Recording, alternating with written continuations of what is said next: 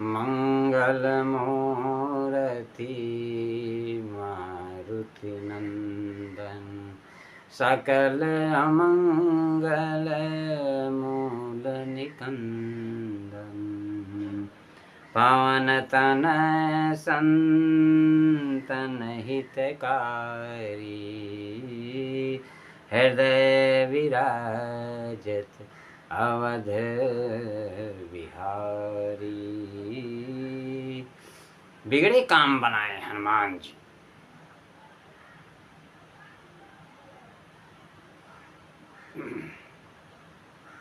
भक्तों, हनुमान जी कलयुग के जागृत देव माने जाते हैं। माना जाता है कि कलयुग में यानी वर्तमान समय में हनुमान जी की पूजा एवं भक्ति शीघ्र फल दायी होकर सुफल प्रदान करती है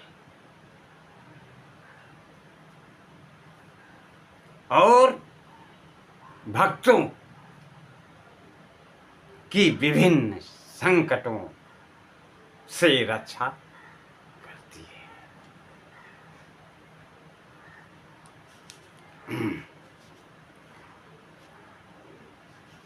तो आज मैं आप लोगों को हनुमान जी के बारे में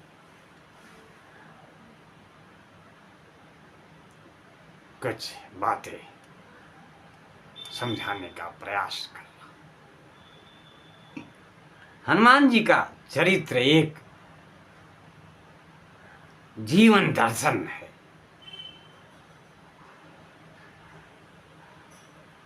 जिसका चिंतन मनन श्रवण करने से लोक परलोक सुधर जाता है।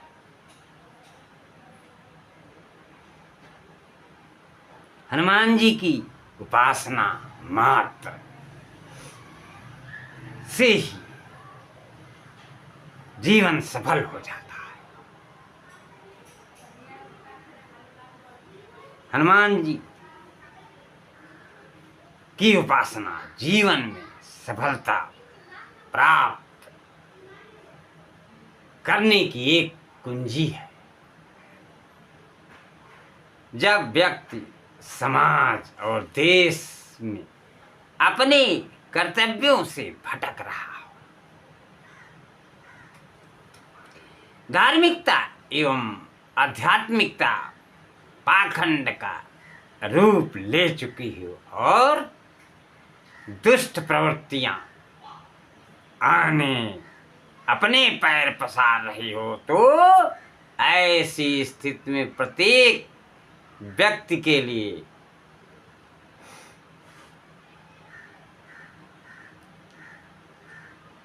तुलसीदास द्वारा रचित हनुमान चालीसा का पाठ वरदान साबित होता है। हनुमान जी में बुद्धि बल और वीर प्रदान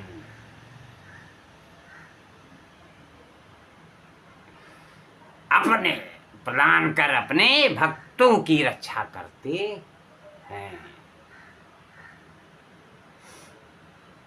हनुमान चालीसा के पाठ से जीवन मार्ग के सभी बंद द्वार अनायास ही खुल जाते हैं।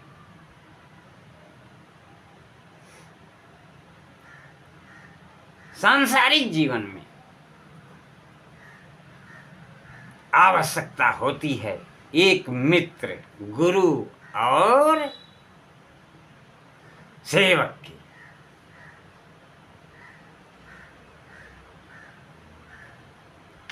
यह तीनों आवश्यकताएं श्री हनुमान चरित्र से ही पूरी हो सकती है।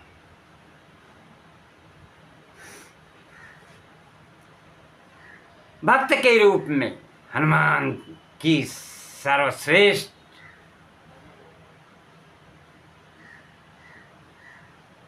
भक्त के रूप में हनुमान जी सर्वश्रेष्ठ है। निस्वार्थ सेवा के रूप में उनकी सेवा निर्लोभ भाव से एक ऐसे भक्त की सेवा है जिसका दूसरा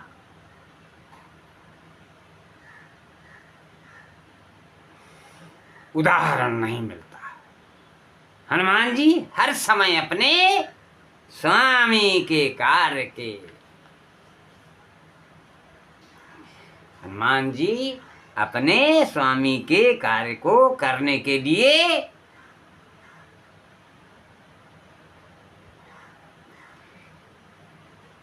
तदंतर रहते हैं। राम काज करीबे को आतो।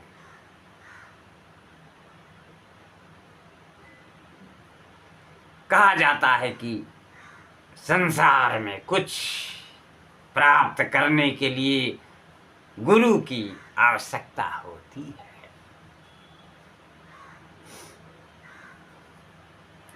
किस तरह के गुरु के ज्ञान, किस तरह के गुरु से ज्ञान नहीं मिलता। प्रभु के ज्ञान के लिए गुरु की आवश्यकता होती है।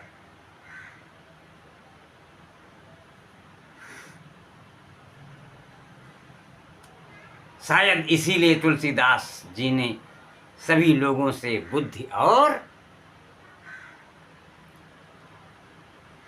बल के प्रतीक श्री हनुमान जी को अपना गुरु बनाने के लिए कहा।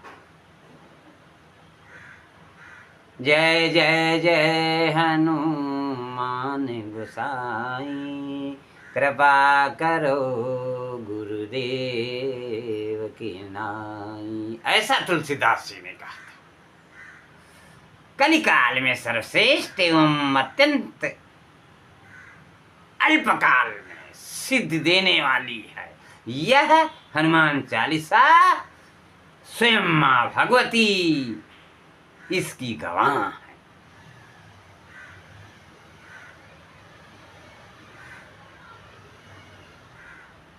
हो ऐसे दिशा की गौरी सा। एक बात अति महत्वपूर्ण है कि अपनी गति और मत ठीक दिशा में होने पर ही हनुमान चालीसा का शुभ फल प्राप्त किया जा सकता है। हनुमान जी उन्हीं पर कृपा करते हैं जिनके विचार नेक होते हैं।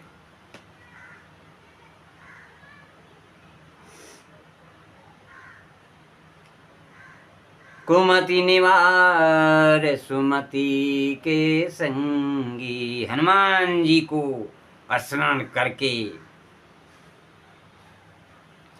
हमें गुणों का अत्यंत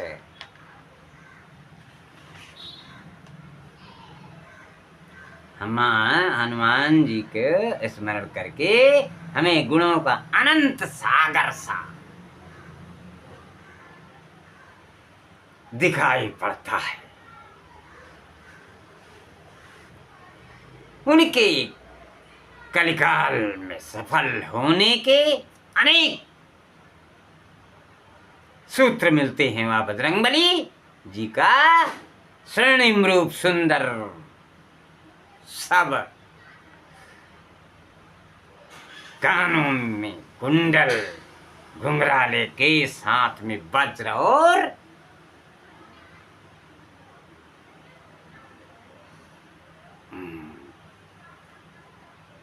ध्वजा, कंधे पर मूंज का जनेऊ धारण किए हुए हैं। गुणों का सागर होने के बावजूद हनुमान जी जब माता जानकी के सामने आते हैं तो आते विनम्र हो जाते हैं और अपने गुणों का प्रदर्शन नहीं करते, लेकिन माँ की रक्षा एवं आदेश का पालन करने में वह अपने बल बुद्धि का प्रयोग करने में तनिक भी विलंब नहीं करते हैं और विकराल रूप धारण कर लेते हैं। सूक्ष्म रूप धरी सियहि दिखावा, विकट रूप धरी लंका जरावा।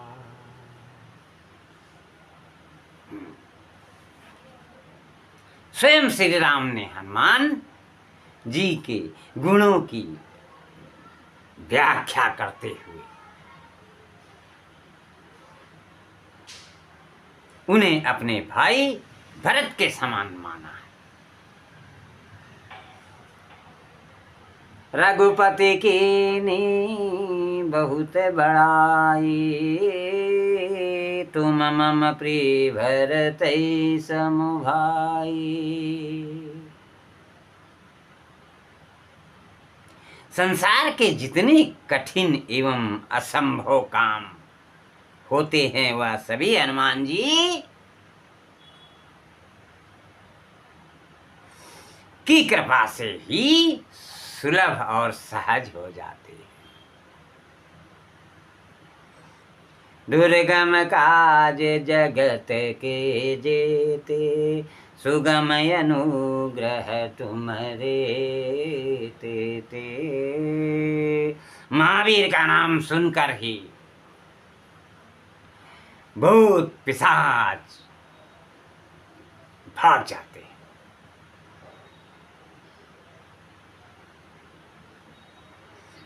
जो मनुष्य मन और कर्म और वचन से हनुमान जी का स्मरण करते हुए काम करते हैं उनके सभी संकट दूर हो जाते हैं।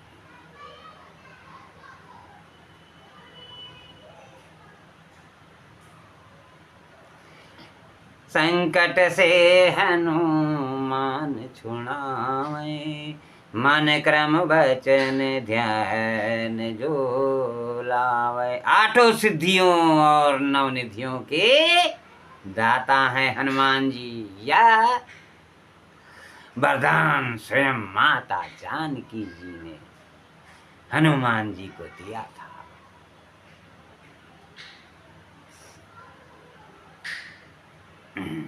अष्ट सिद्धि नौ निधि के दाता, असवर दीन जानकी माता।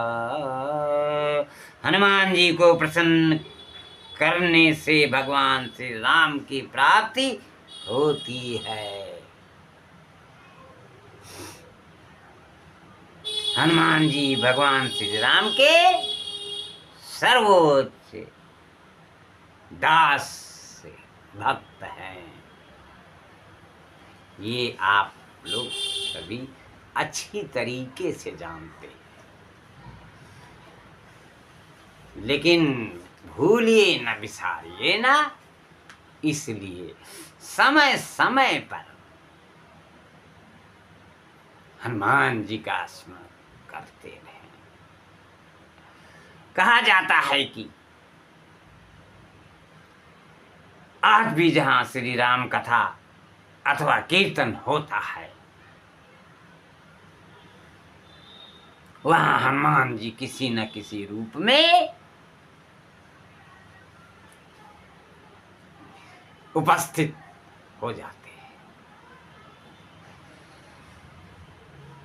श्री हनुमान जी का आशीष प्राप्त करने के लिए हनुमान चालीसा का जो मनुष्य 100 बार पाठ करता है या कर सकता है, वह सभी बंधनों से मुक्त हो जाता है। अनुष्ठान के लिए 7 बार पाठ का विधान स्वयं तुलसीदास जी ने बताया है। यदि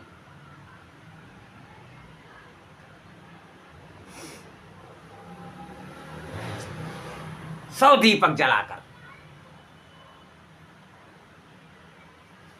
हनुमान चालीसा का पाठ किया जाए तो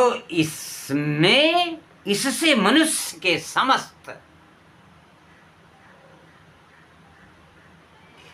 पापों का निवारण हो जाता है।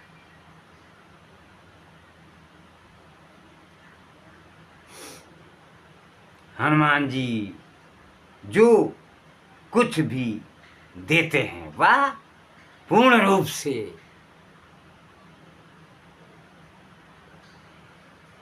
अस्थायी होता है। महिलाओं को हनुमान उपासना माता जानकी के रूप में करने चाहिए। महिलाओं को हनुमान जी की उपासना माता जानकी के रूप में करना चाहिए। स्त्रियां हनुमान जी की उपासना पुत्र भाव से कर सकती हैं और सब पुत्र भाव, और जब पुत्र भाव से उपासना की जाती है तो माता जानकी की भांति वे हनुमान जी को आदेश तक दे सकती है।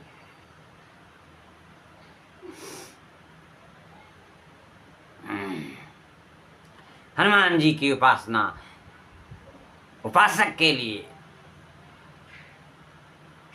रामबाण का काम करती है। यदि कोई उपासक हनुमान चालीसा का पाठ खड़े होकर करता है तो अति उत्तम है। खड़े होने का प्रयोजन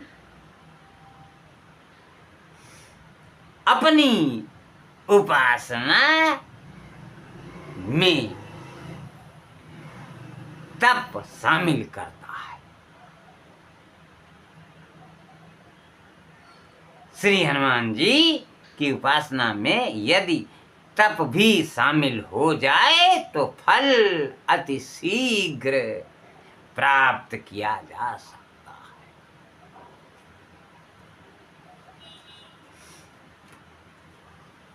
है।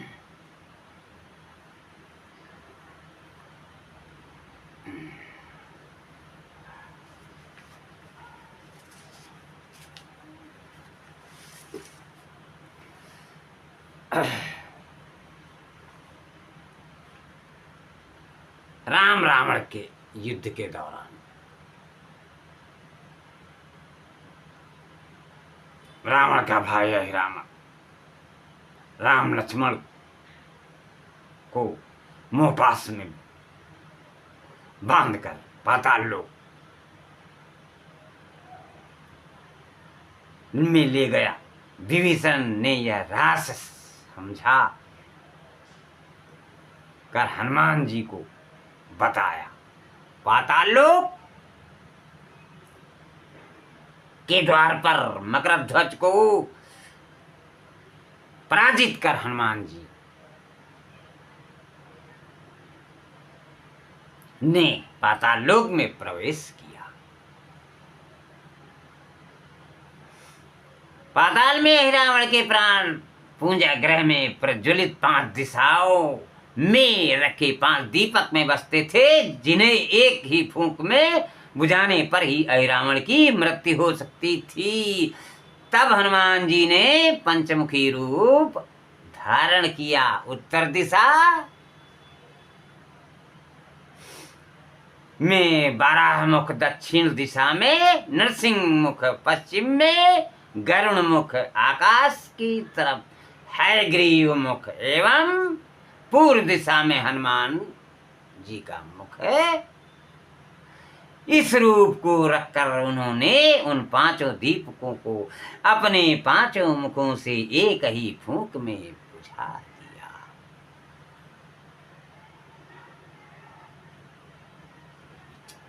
तो हनुमान जी के पांच मुख, पंचमुखी हनुमान वहीं से प्रचलित हुए।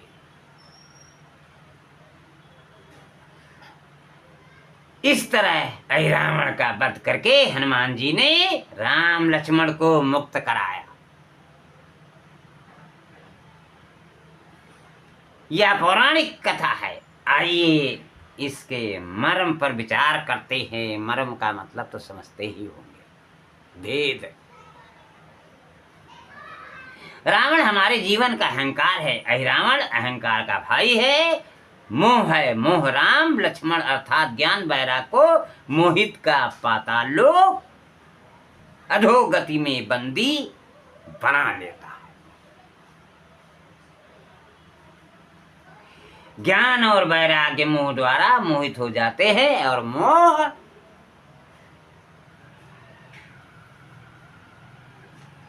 का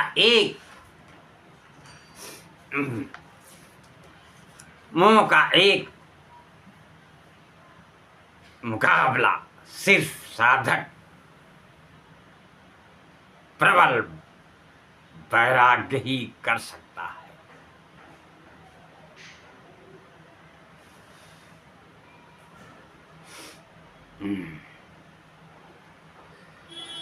हनुमान जी प्रबल वैराग्य हैं। उन्हें राम लक्ष्मण के रावण द्वारा बंदी बनाए जाने की सूचना विभीषण देते हैं। विभीषण संत प्रवृत्ति का नाम है। विभीषण संत प्रवृत्ति का नाम है, जो जीव को सावधान करती है। पाताल लोक यानी अनैतिक कर्मों की भूमिका द्वारपाल मकरध्वज है।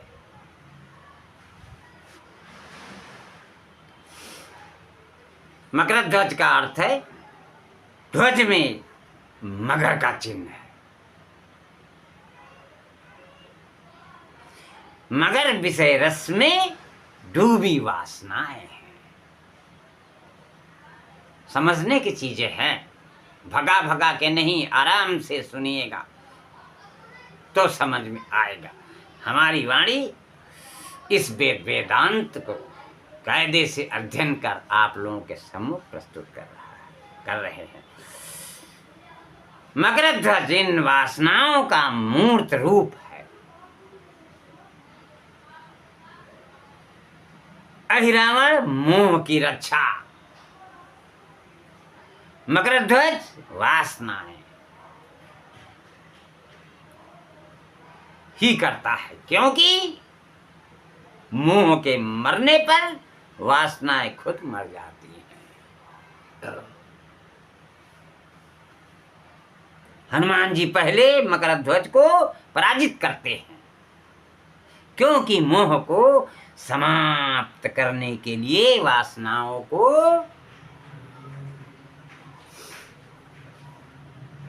पहले मारना पड़ेगा। रावण के प्राण 5 प्रज्वलित दीपक में बसे थे। ये 5 दीपक हमारी 5 ज्ञानेंद्रियां हैं। इन 5 दीपकों में विषय रस की अग्नि होती है। विषय का रस ही वह ईंधन है जो मोह को प्रज्वलित रखता है। इन ज्ञानेंद्रियों के रस और तत्व इस प्रकार से हैं। ज्ञानेंद्रिय विषय तत्व, कर्ण शब्द आकाश, त्वचा स्पर्श वायु, नेत्र तेज अग्नि, जिह्वा स्वाद जल एवं नासिका सुगंध पृथ्वी है। ये 5 विषय ही समस्त वासनाओं, ये 5 विषय ही समस्त वासनाओं के कारण है। इन विषयों के विकार समाप्त करना ही 5 दीपक बुझाना है। एक फूंक में बुझाने की शर्त इसलिए है क्योंकि जो दीपक बुझ गया वह दूसरे दीपक से फिर जल नहीं सकता है।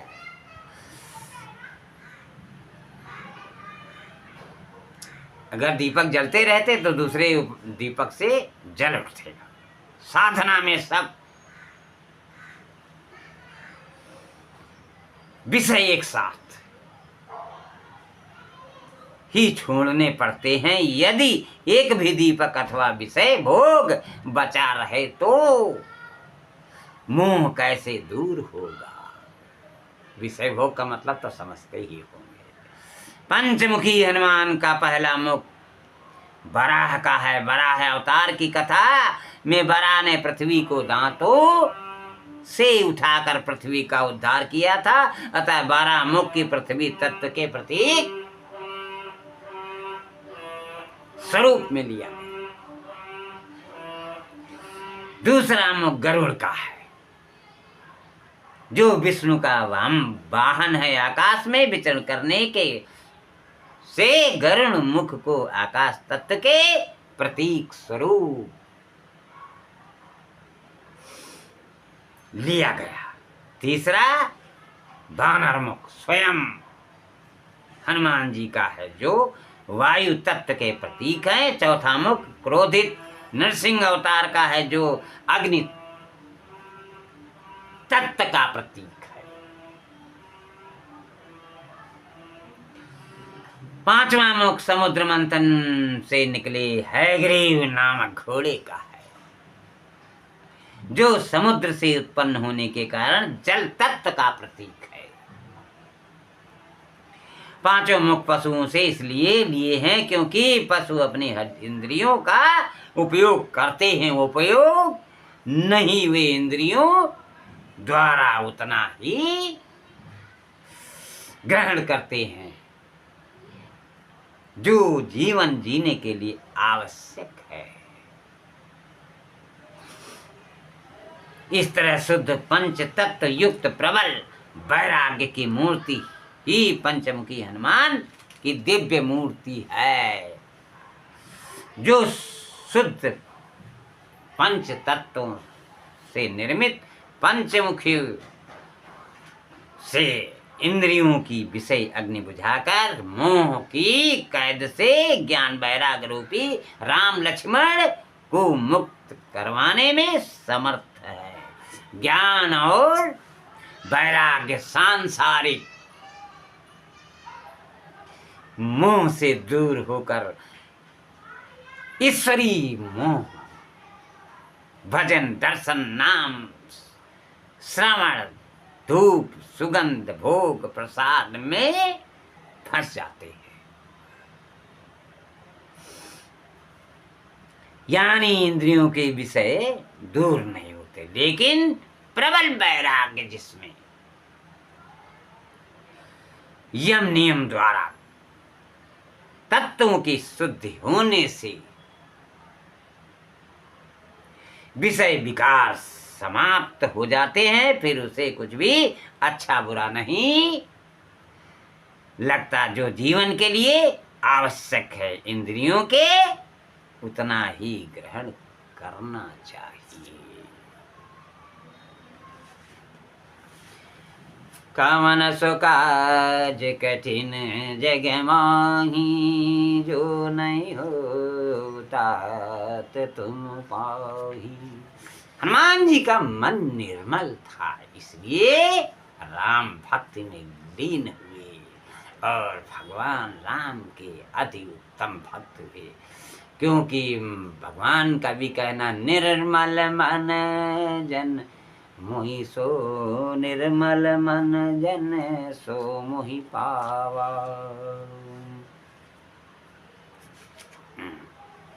निर्मल मन वाले ही उसको भगवान को पा सकते हैं। सीताराम सीता।